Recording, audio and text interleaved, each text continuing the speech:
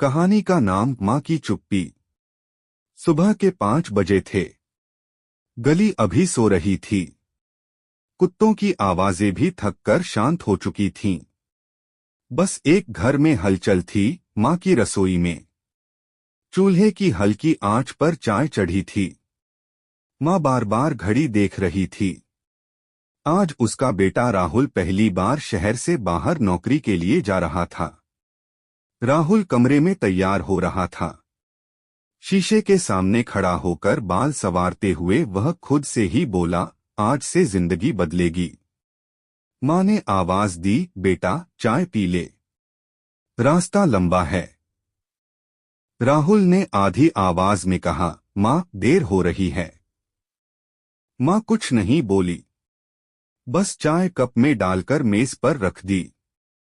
राहुल बाहर आया, कंधे पर बैग, हाथ में मोबाइल, आंखों में सपने।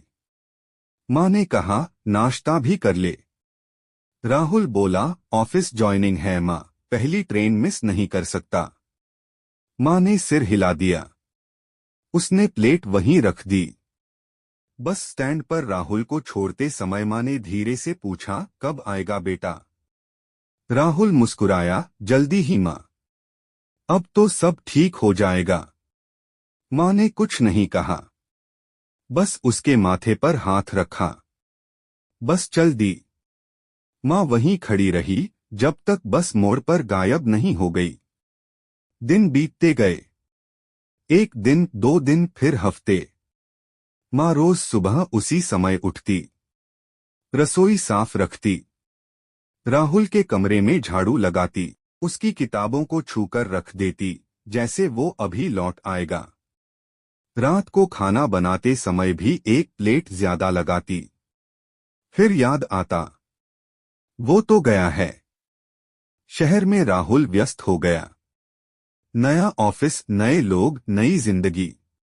माँ का फोन आता तो कहता, माँ मीटिंग में हूँ। कभी कहता, नेटवर्क नहीं है।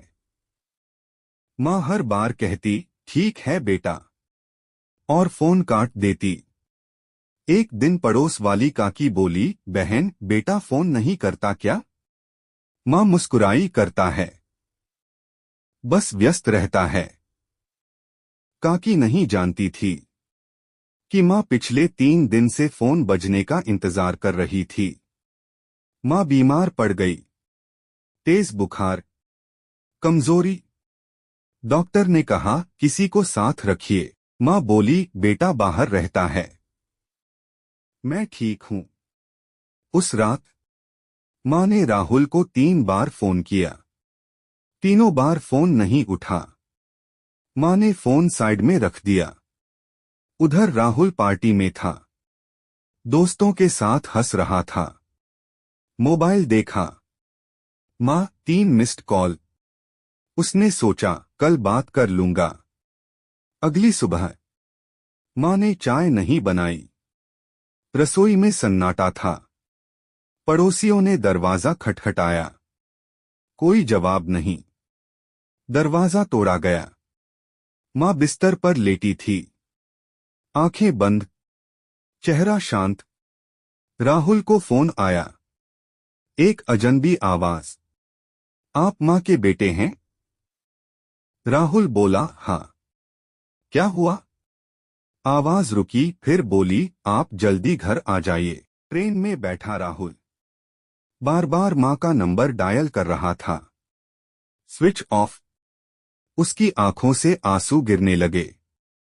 घर पहुंचा, वही दरवाजा, वही आंगन। माँ नहीं थी। अंतिम संस्कार के बाद राहुल माँ के कमरे में गया। तकिए के नीचे एक डायरी मिली। डायरी में लिखा था, आज राहुल ने फोन नहीं उठाया, शायद व्यस्त होगा। भगवान उसे खुश रखे। आज तबीयत ठीक नहीं है, पर राहुल को परेशान नहीं करूंगी। अगर मैं न रहूं तो उसे बता देना। उसकी चाय ठंडी हो गई थी, पर माँ का प्यार नहीं। राहुल जमीन पर बैठ गया, डायरी सीने से लगा ली। वो चिल्लाया नहीं, बस खामोश हो गया। आज भी उस घर में सुबह 5 बजे चाय की खुशबू आती है, क्योंकि कुछ माएँ मरने के बाद भी बेटों का इंतजार करती हैं।